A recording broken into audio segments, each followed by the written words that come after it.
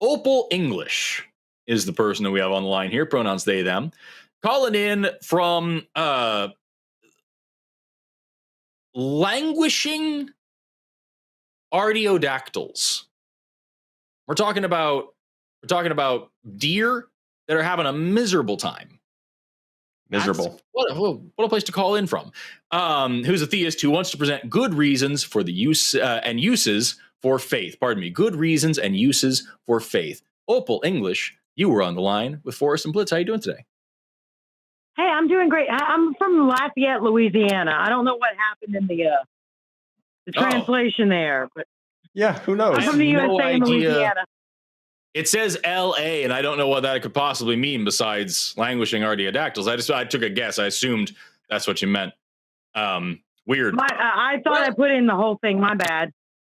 Oh, it's not on you. It's on me. It's 100% on me. I assumed that's what L.A. meant. I didn't know. But hey, we got you on, and we want to talk to you. And I've got are you seeing this gnat flying around my body? I'm losing my mind. No one can see it for us. Oh, good. I just look insane. So tell me, you say you present good reasons and uses for faith. What are you talking about? I have good reasons, yes. Well, the thing is, they have to be very personal reasons, because I think faith is a way for a person to grow beyond what they've been represented on this earth. Some people grow up in positions where they're not taught the things they need to be taught when they're younger. They grow up in bad positions where they're taught bad things, and they need something beyond themselves to grow. But it has to be personal. It can't be something that's dictated by somebody else. Otherwise, it's just manipulative. Okay. So just let me try and understand. I can tell you sincerely, without giving too many details, I had a terrible childhood. Did not have a great time. And I wasn't taught a lot of great things. And yeah, I wasn't taught a lot of great things. I was taught some good things, but there's a lot of issues there.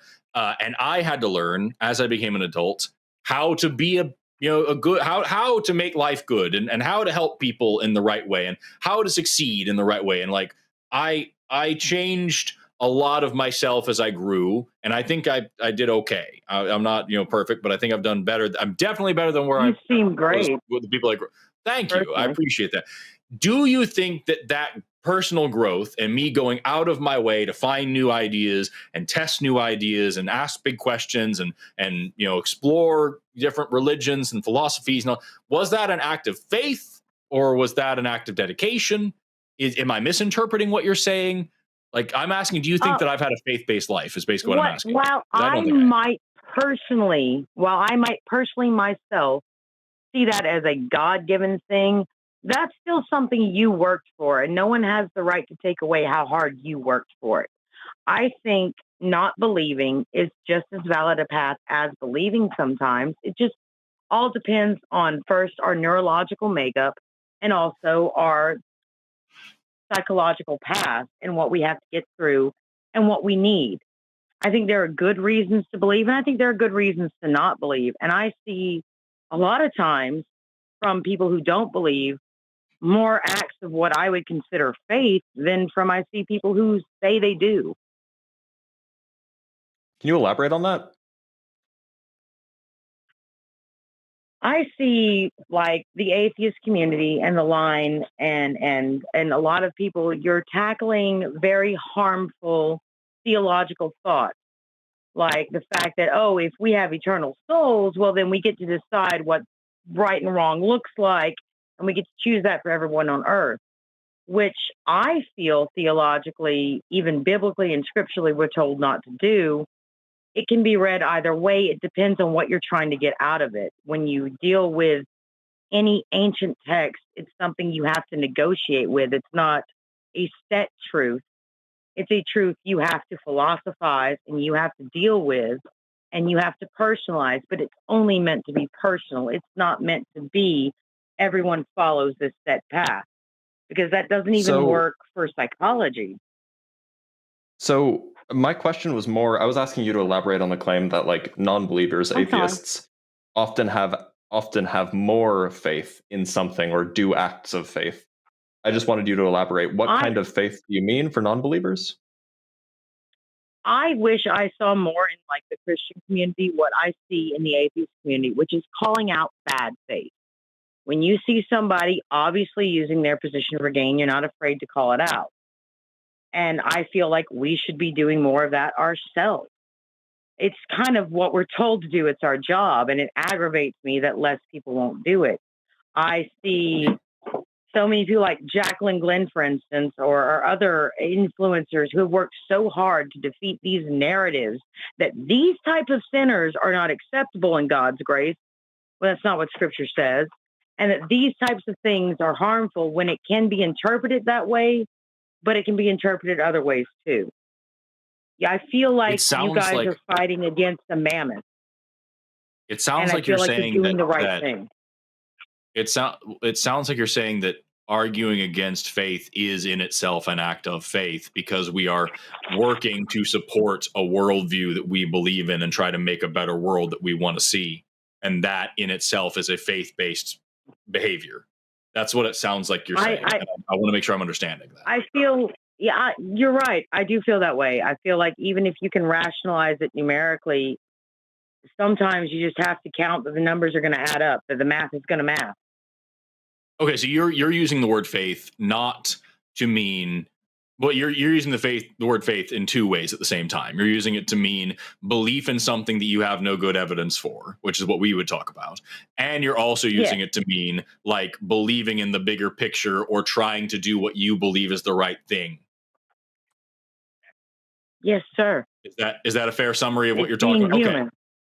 So if it's okay for the purpose of this conversation, just to make sure that we don't get too tangled up, I'm going to separate those words if that's okay with you. When we talk about trying to be a better person and improve the world around you and all these things, let's give that a different term. What would you prefer to say instead? Humanitarianism. Sure, humanitarianism. Okay, great. So you're saying, just to make sure that I'm saying this properly, you're saying that you see more humanitarianism in secular communities sometimes, and you think that secular communities should be doing that because at the end of the day, their efforts towards humanitarianism don't often work out for the better because they are basing them on what we would all agree is faith, which is belief in things unseen, whereas atheists and secularists don't really have that kind of faith, and so we have to base our humanitarian efforts off of evidence. Is that a fair way? Well, you have to include more than your personal dogma, and that's really important in the story. Absolutely. Yeah. It's important as scientists, we care a lot about getting that personal dogma the hell out of our own way. Right, exactly. And you want to include more than just your own personal point of view. You want it to be equal for everybody. You don't want it to just be equal for the people who agree, oh, I believe what you believe, so it's okay. And if you don't believe what I believe, you deserve whatever you get. That's not really fair. Okay. I think I'm understanding. Okay, cool. So what, I guess I want to, because I so far we agree more than we disagree, for sure. Awesome. I think that everybody has, I think that everybody has things that they believe in strongly. It causes, not necessarily like things, but like causes and ideals that they believe in sincerely and that they're going to fight for and work for. I agree on that. I agree that a lot of people use that belief in bigger picture and all these things to do stupid, heinous, shitty things. And a lot of people do really good, wonderful things. And I think that religious faith is a hindrance more than it is a help to doing good things. Do we agree on those basic premises? I think speaking nowadays, you're probably right. I think at one point, religious faith was a great tipper in the positive factor. But I think over so much time, it's been manipulated to the point to where it's like, it's basically carbon copy from one person to the next, make people do what you want to do. It's very manipulable. If you don't have just a personal connection that you don't need another community to back up, that you don't need to feel validated by anybody else, then you don't really have anything but what someone else is telling you to believe in. Okay. This makes sense. Blitz, do you have anything before I proceed to another line of questioning? Yeah, it just seems like, so you you came on and you said that you think that there can be good reasons to have faith. And when you came on, it sounded like the kind of thing that somebody says, like, hey, I have a good reason to believe in some divine being, right? To have faith in that thing. But now it sounds like the way that you're coming out is that there are good reasons to have beliefs. And I just think that that's not very contentious. Sure, everybody has beliefs. Typically, or sometimes at least, those reasons are good. The question is what are the good reasons to have belief in a divine being? That's the real important question here. Well, what I can tell you for me personally is that I needed something to raise me above myself. I was going through trauma therapy, and I was going through a lot of different bad events at one time. And I felt personally connected to something that reached out to me. I stopped believing for a long time.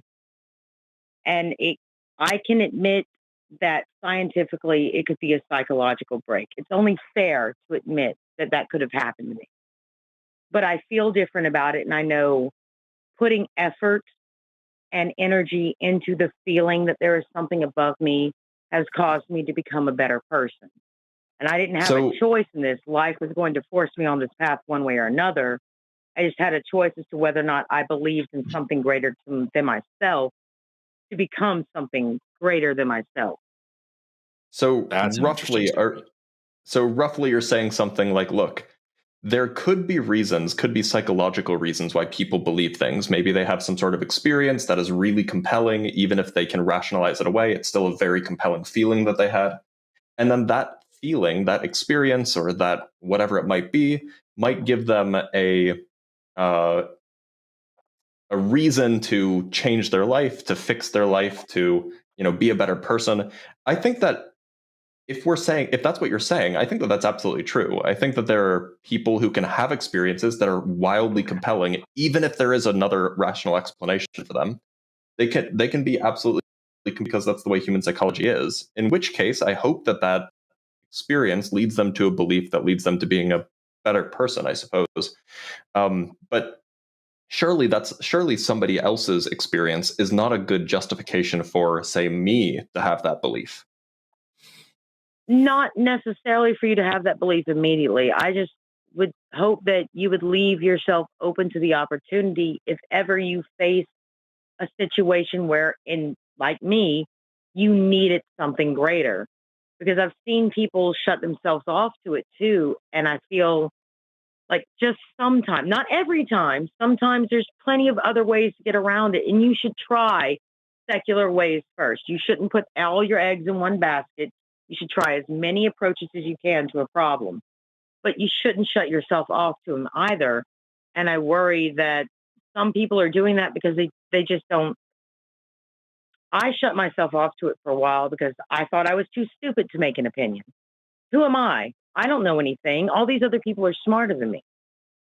And then I finally found a way to find value in my own opinions through this experience. And I think there are a lot of people who go through that.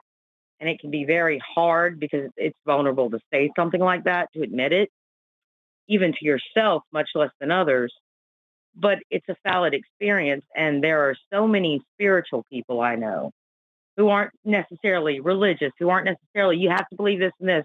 Just, bitch, I just need to believe in something today. But they're some of the most amazing people I know.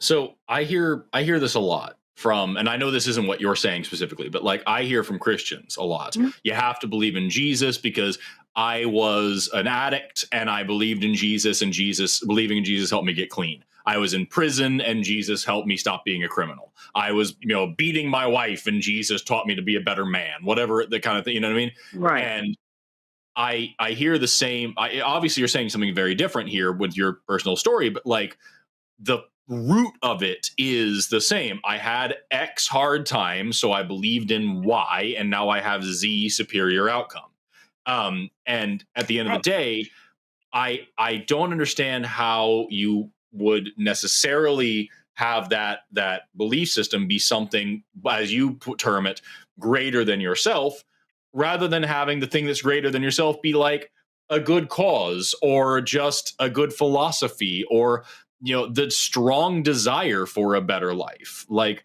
why wouldn't those things? Maybe for me, I ran out of belief, the fact that I could be a part of a good cause or a good cause. I don't know what it was for me that failed to the point where I needed it to be that grandeur. And the only difference I would say is that I wouldn't say you need to believe these things. I would never say that. I think you guys are doing amazing with what you're doing right now with what you believe. You're making it work and you're making a difference. And that's what's important. So I would never say you need to believe. I would say I was this broken and I needed to believe, and I still need to believe so I can keep going. And I guess the fundamental figure out a way to root say of my that without question. feeling ashamed of it. I'm sorry. I understand where you're coming from. I do. I think the root, or at least I think I do. The root of what I'm trying to get at here is, could what you are proposing here also be a bad thing? Like, what if the thing that's higher than you or bigger than you or whatever is a cult leader or something that's really shitty, and you latch onto this thing needing something to hang on to, needing something bigger to believe in, and you get in a bad way. And wouldn't you agree that trying like hell to be as objective as possible and to be as logical as possible, even when shit's really hard, would protect you from those things and guarantee that when you find something to believe in, it's not going to leave you as a pawn in somebody else's game, if that makes any sense? Right. So, I mean, you're absolutely right. If you lean on anybody physically, like anybody else besides, I feel as a Christian, one of the most important things we were taught is to pray in the closet, because our relationship is supposed to be that personal. No one else is supposed to be involved but you and God. And that's so you can grow in a better way for you. Like, everyone's path is different. You can't force anyone onto yours or yours onto anyone else's. I'm sorry, go ahead. No. Yeah. I was just going to say that it sounds like you're telling Christians to get in the closet, but I don't know if that's really what you want to be saying. I'd like to tell them to come out of the closet a little bit if they could, but it's whatever. That'd be good. Right. Yeah, no, yeah, I just checked. Yeah, Matthew 6 here. I've got it right here. And yeah, that's the part where it talks about don't pray out on the street corners and with vain repetitions and all these things. Go to your closet and pray in private and only say the Lord's Prayer, because God already knows what you want. And like, yeah, I get that. So how does that solve the issue that I'm proposing? I guess it really depends on the person using it. Like, whoever is using faith to get better has to be able to, first off, to have enough faith in themselves to not need someone else. And that's a big step, especially when you're talking about being so broken that you need faith. It's a really hard path to balance. And I would love to find a way to talk to other people who believe personally, so that we can find a balance to where we're not attacking people who don't or people who believe differently, because I don't think it's fair. I think everyone has a different path to walk. I think everyone's path can be just as beautiful depending on what they do with it. And I personally just want to see people get along better. So there's only one. I think that generally the view that, just let everybody believe what they believe, I think that that's generally like fine and people can believe what they want to believe, like whatever. But I think that there's a problem if we say, yeah, it's okay to seek out the supernatural or to seek out a power greater than yourself. Because then, like Forrest said, it could encourage people to end up in a cult, and that's certainly not good. And furthermore, if the thing that you end up following, if the thing that you end up devoting yourself to is a bad cause, like if it leads to bad political outcomes or if it leads to, riots in front of people's houses that haven't done anything wrong, I think that that's risky. I think encouraging that kind of thing is risky. That's why, even though I generally take the position that, look, I'm not going to tell you what you should or shouldn't believe, generally beliefs lead to actions. And when those beliefs are not based on something that we can all agree on, those actions can be things that not all of us want to happen. I can 100% agree with that. And as a believer, it's a struggle I face myself, because as much as I say, oh, I found this great thing, you guys should listen to it, I also realize how quickly, I grew up in the church my whole life. I watched them manipulate it. I watched them use it against each other. And I hate it just as much as I think a lot of other people do.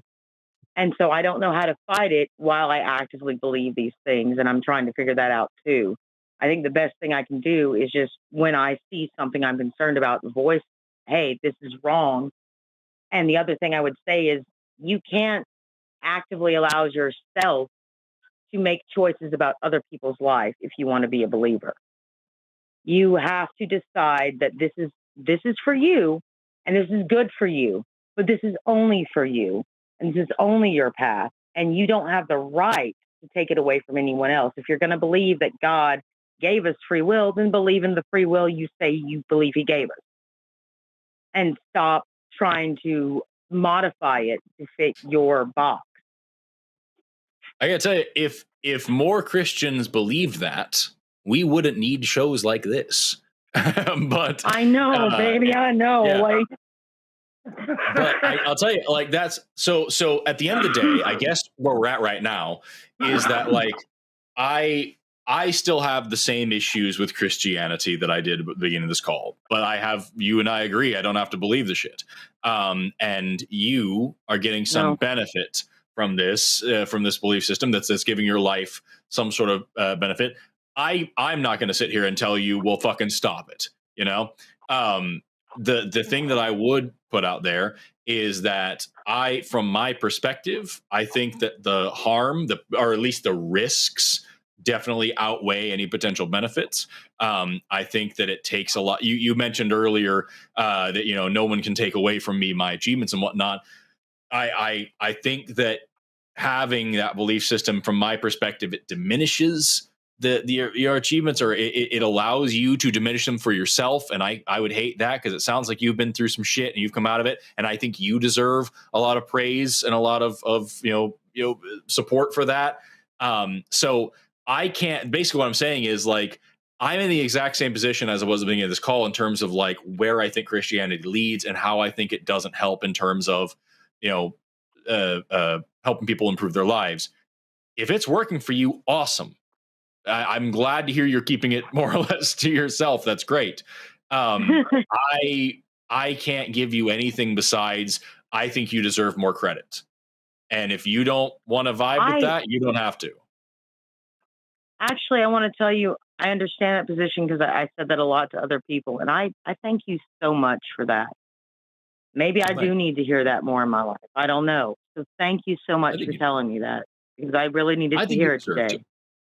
I think you deserve to. And so that's my only thing. I deserve to hear that your efforts are just as great. And I've watched you guys for a long time, and I constantly use some of the questions you guys have for myself. Like, okay, how do I make this make, even if it's just for me, how do I make this make sense? And I think more believers need to learn to do that.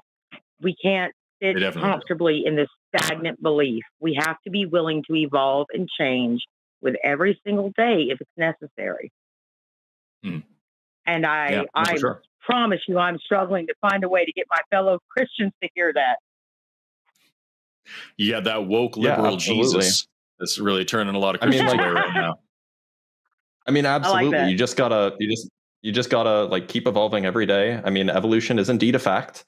It happens to us every day. You just gotta do it. I was watching Genetically Modified Skeptic, and he was saying he was doing an interview with somebody. He was saying you can throw more stones from inside of the group than outside of the group. It's going to matter more if you're a part of the group. Yeah.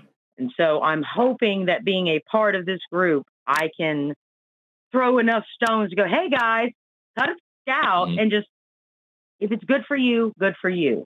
If other people doing good other ways, then you have to recognize that too. And I think that's the beauty of life and of the God we believe in, is that it doesn't take one way, it takes all ways. Interesting. Well, Opal, I think you're a good person, and I appreciate you calling in. And you and I have very little beef in this scenario. Yeah. So, Blitz, do you have anything else that you want to say to them before we move on?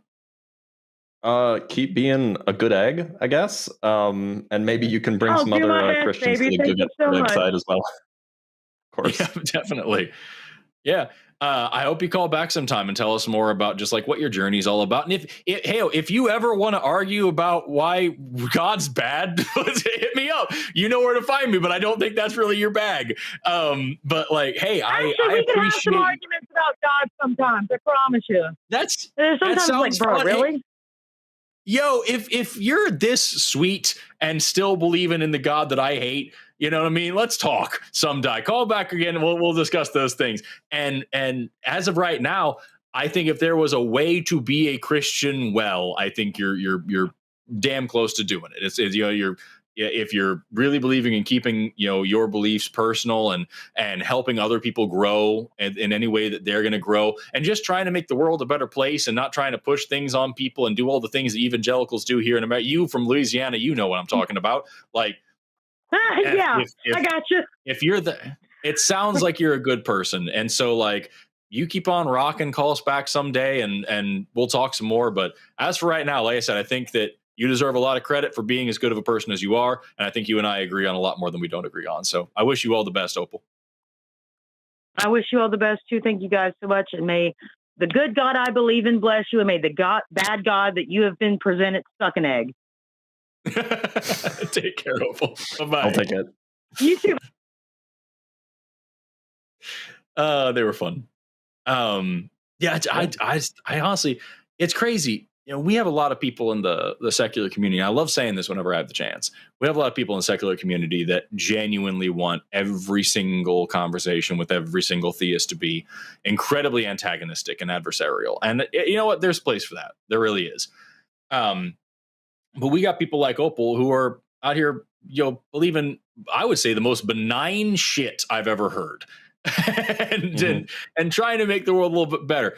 I've had a Christian as a guest on this show because he had a lot of good shit to say about why you shouldn't spank children, and had a lot of good shit to say about education. I've had a Muslim as a guest on this show because a lot of really good shit to say about human rights law and how to make the world a better place, and why Donald Trump is a cultist, fascist cult leading piece of shit. And it was a great conversation. And so, like, yeah, I don't know, man. I love doing these shows. I think they're valuable. I love the premise of these shows. I think that religion is harmful flatly. But holy crap, man, with the world the way that it is right now, we can use some religious friends, because there's a lot of them, and we can make this world better together. Exactly. Thank you for watching that clip. If you enjoyed it, perhaps you should join us. Join us. Join us. Join us. Join us. Join us. At patreon.com/calltheline.